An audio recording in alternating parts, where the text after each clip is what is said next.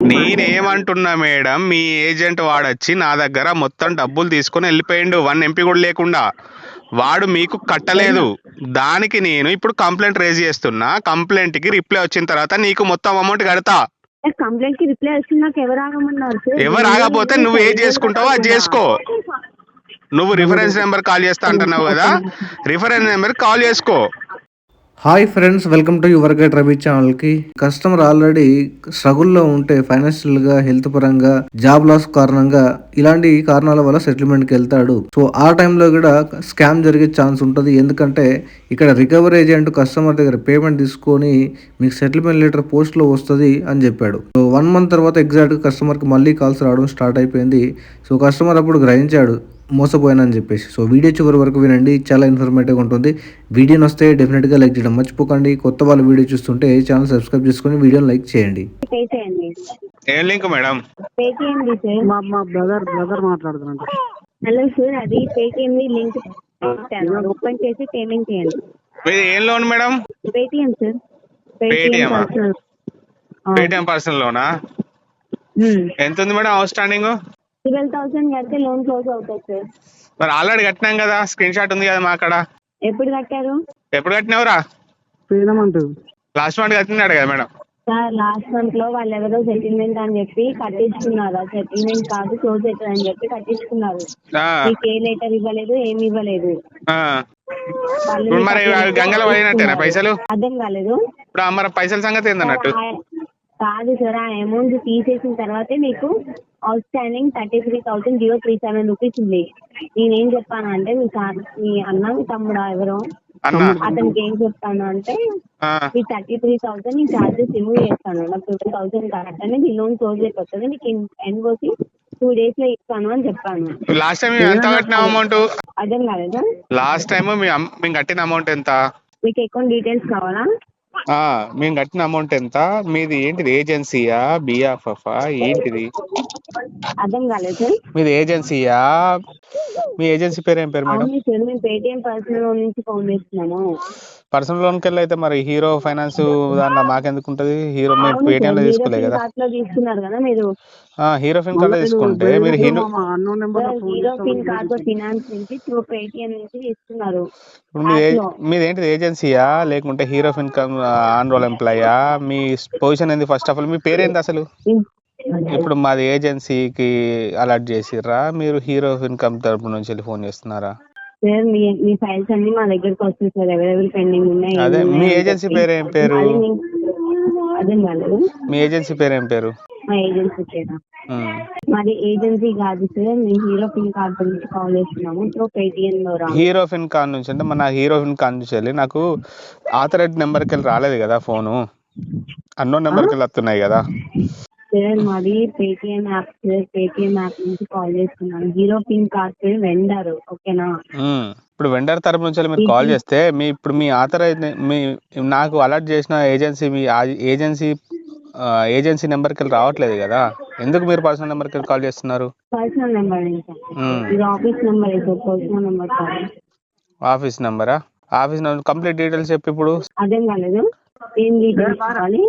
ఎంత లోన్ ఉంది, ఎంత అవుట్ స్టాండింగ్, ఎంత తీసుకున్నాడు అది చెప్పాలి అంటేనా? ఒక ఆయన 75,000 తీసుకున్నారు సార్. ఈఎంఐ వచ్చేసరికి 7,460. ఎన్ని కట్టిండు కావాలా? ఎక్కువ డీటెయిల్స్ ఒక్క నిమిషం సార్, నెక్స్ట్ ఉంది ఓపెన్ అవుతాను. ఒక్క నిమిషం కాకపోతే 10 నిమిషాలు ఉంటా మేడం, అదే పని మీద ఉన్నా నేను. అది ఓపెన్ అవుతుంది సార్, ఆగండి నేను చెప్తాను. ఆగుతాను. చెప్పండి. ఇప్పుడు దాంతో పాటు లాస్ట్ టైం ఇతనికి అలర్ట్ చేసిన ఏజెన్సీలా ఇతని హోమ్ విజిట్ చేసిన అబ్బాయి పేరు మీ దగ్గర ఉంటుందా? మా దగ్గర ఉండదు సార్. అంటే ఒక్కొక్కసారి ఒక్కొక్క ఫైల్ కుక్కలకి వెళ్ళిపోతుంది. అంటే ఇప్పుడు లాస్ట్ టైం వర్క్ చేసిన వాళ్ళు మా దగ్గర ఉండరు కదా సార్. ఇప్పుడు ఈయన డీటెయిల్స్ ఈయన కంప్లీట్ డీటెయిల్స్ కావాలంటే ఇట్లా మాకు అర్థం కాలేదు. ఇప్పుడు మనోడు ఏమంటుండు, మా తమ్ముడు ఏమంటుండంటే, నేను చెప్తానండి మేడం, షాప్ దగ్గరకు వచ్చి మీ ఎంప్లాయ్ డబ్బులు తీసుకొని వెళ్ళిండు, ఆ ఎవిడెన్స్ నా దగ్గర ఉంది. ఇప్పుడు దాన్ని ఏం చేయాలి నేను? తనకి కాల్ చేయండి. తనకి నెంబర్ లేదా? తన నెంబర్ ఇన్ని రోజులు ఎందుకు పెట్టుకుంటాం మేడం? ఆల్రెడీ అయిపోయింది, సెటిల్మెంట్ అయిపోయింది అని చెప్పి అన్న వాళ్ళే మేము మొత్తం కంప్లీట్. సరే డీటెయిల్స్ మా అక్కడ ఉన్నాయి, మేము ఎక్కడ ఎక్స్లైడ్ చేయాలో అక్కడ ఎక్స్లైడ్ చేస్తాం. అన్ని రికార్డింగ్ ఆ. అవుతున్నాయి. అయిన ఆ, నెంబర్ కూడా మేము చేసుకోండి సార్. దొరకబట్టుకుంటాం. మీ నెంబర్ కూడా మేము రికార్డింగ్ పెట్టుకుంటున్నాం. నాకు ఇప్పుడు కంప్లీట్ పెట్టుకోండి డీటెయిల్స్ సార్, నో చెప్పండి. ప్రాబ్లం. ఇప్పుడు మీరు 3 months ఎందుకు ఆగిరు మరి ఫోన్ చేయకుండా? నేను ఎక్కడ రిక్వెస్ట్ పెట్టినా? ఈ ఫైల్ నా ఫైల్ నీ దగ్గరకు వచ్చి ఎన్ని రోజులు అవుతుంది? కొత్తగా జాయిన్ అయ్యాను. Okay madam. మీ దగ్గరకు వచ్చి ఎన్ని రోజులు అవుతుంది ఫైల్? మా దగ్గరికి వచ్చి కొన్ని రోజులు అవుతుంది సార్. కొన్ని రోజులు మా అంటే దగ్గరికి వచ్చినప్పటి నుంచి నేను ఫాలో అవుతున్నాను. నేను అతనికి కూడా క్లియర్ గా ఎక్స్ప్లెయిన్ చేశాను. సార్ ఇలా ఉంది సార్, ఇలా కట్టుకోండి అని ఎక్స్ప్లెయిన్ చేశాను. ఇప్పుడు ఇది ఎన్నో బకెట్లో ఉంది? బకెట్ లో లేదు, రికవరీకి వచ్చింది. రికవరీ ఏజెంట్ నెంబర్ చెప్పండి. 360 రికవరీ ఏజెంట్ నేమ్ 360 days కట్టలేస్తాను. నేను అన్నది అది కాదు మేడం. ఇప్పుడు ఈయనకు అలర్ట్ చేశారు కదా, హోమ్ విజిట్ కి అలర్ట్ చేశారా? రూమ్ విజిట్ మేము అలౌట్ చేయలేదే. నేను తనతో కాంటాక్ట్ లో ఉన్నాం కదా, తను పేమెంట్ చేస్తా అన్నాడు. మేము హోమ్ విజిట్ ఎందుకు చేస్తాము? ఓకే, ఇది మీరు హైలైట్ గా ఉంచుకోండి. ఇంకొకటి ఏంటిదంటే మేడం, మేము ఆల్రెడీ లాస్ట్ టైం పేమెంట్ చేసాం మీ ఏజెన్సీకి. వాళ్ళు ఫోన్ చేస్తారు. అర్థం కాలేదు. మేము ఆల్రెడీ మీ ఏజెంట్ వాళ్ళకి స్క్రీన్ షాట్ తీసుకున్నావా? ఫోన్ పే చేసినావు? ఎట్లా చేసినావు? ఫోన్ పే ఉన్నది, క్యాష్ అన్ని మొత్తం వీడియోతో సహా ఉన్నాయి. షాప్ లో వీడియోతో సహా ఉన్నాయి. ఓకే మేడం, ఇవన్నీ ట్విట్టర్ లో లింక్డ్ఇన్ లో ఎస్లేట్ చేస్తున్నాం. హీరో ఫైనాన్స్ చెప్పండి. హీరో ఫిన్ కప్తారా కదా మీరు? మేము త్రూ పేటిఎం నుంచి చేస్తున్నాం. Hero fin card through Paytm. Okay madam, మేము ఆల్రెడీ మీ హీరో ఫిన్ కార్డ్ కి మేము కస్టమర్ సపోర్ట్ కి మేము ఎస్కలేట్ చేసుకుంటాం.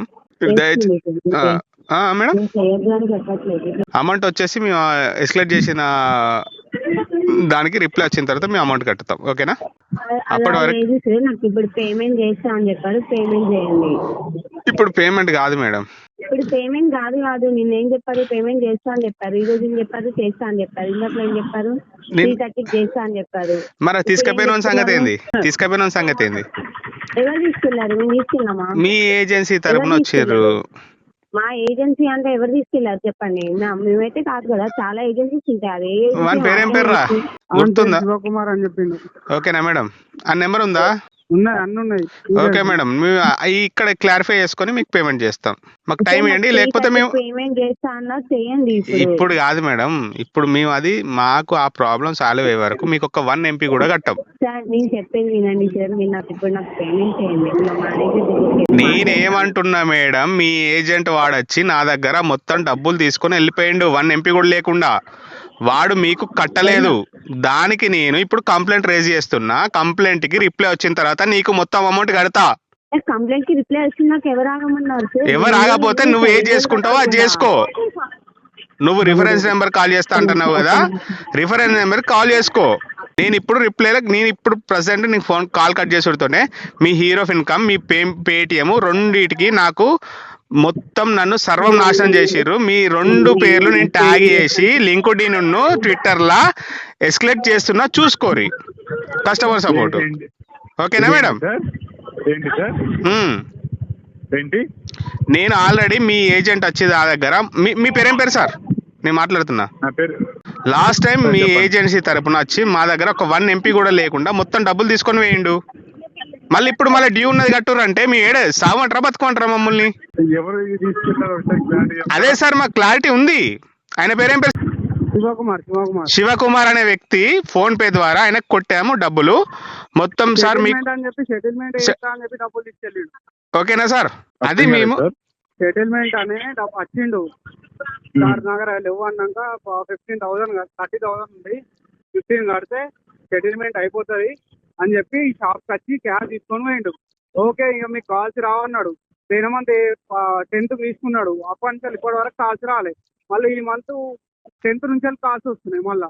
ఓకే, ఇప్పుడు చెప్పండి సార్ దీనికి సొల్యూషన్ మీరే. పోయిన మంత్ రాలే. ఒక్క నిమిషం అండి.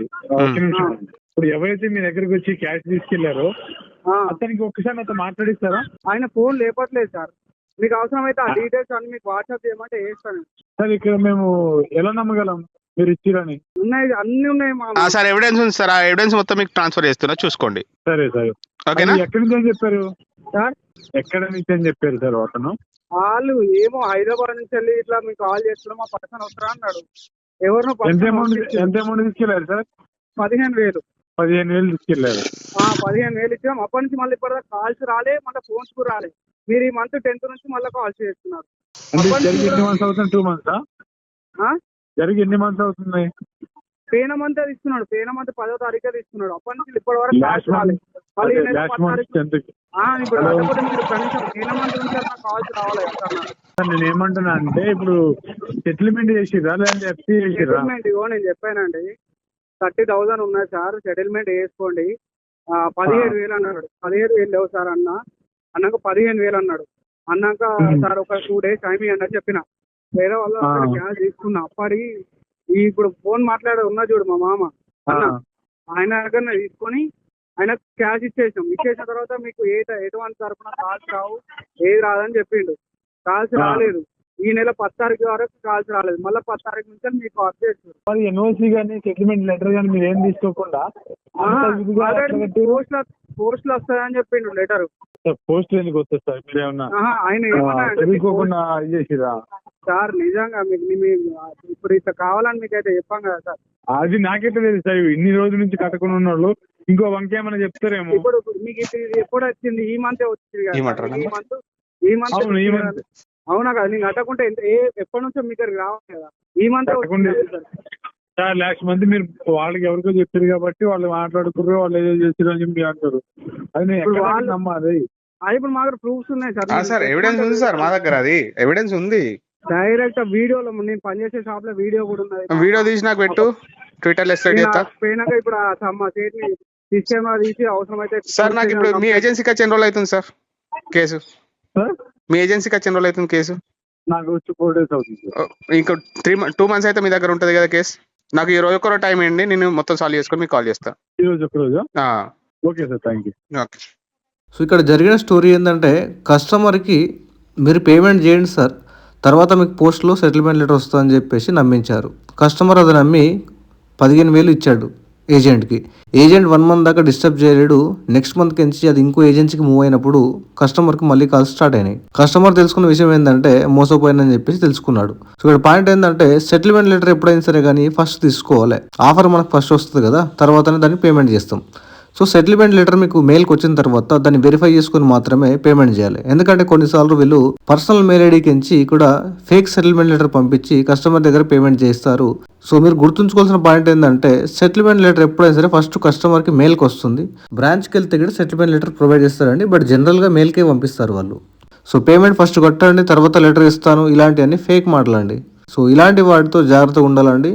లెటర్ ఎప్పుడైనా ఫస్ట్ తీసుకోవాలి, వెరిఫై చేసుకోవాలి, దాని తర్వాత పేమెంట్ చేయాలి. అది కూడా అఫీషియల్ మెయిల్ ఐడికి తీసుకోవాలి. సో ఎందుకంటే కొన్నిసార్లు వీళ్ళు పర్సనల్ మెయిల్ ఐడికి ఇక్కడ పంపించి కస్టమర్ని ఫూల్స్ చేస్తుంటారు. సో ఇక్కడ అదే జరిగింది. మనీ ఉంటే పే చేయండి. సో పే చేయడానికి ట్రై చేయండి. కావాల్సిన మొత్తం లోన్ డిఫాల్ట్ చేయకండి. వీడియో నచ్చితే లైక్ చేయండి ఫ్రెండ్స్. మరిన్ని ఇలాంటి వీడియోస్ కోసం నా ఛానల్ సబ్స్క్రైబ్ చేసుకోండి. Thank you.